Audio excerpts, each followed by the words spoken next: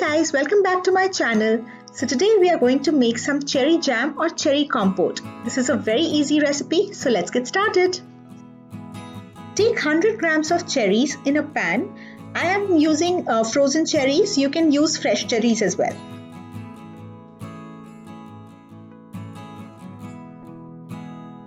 Add 40 grams of sugar in the same pan. Sugar quantity can be increased later on based on the taste that you get from the jam. Start the stove at minimum heat to make sure that it's in your control.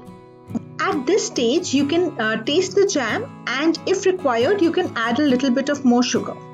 To use this as a jam, you need to blend it in a mixer at the end.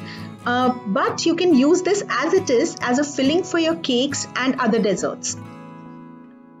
You need to keep cooking this till it thickens. But remember that once it cools down, it will thicken more. So you need to stop at the right consistency.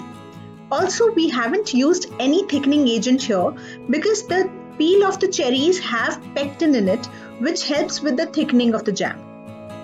If you like this video, don't forget to subscribe to my channel. Do like this video, comment on the video and share it with your friends and family. See you soon with some new tutorials and recipes.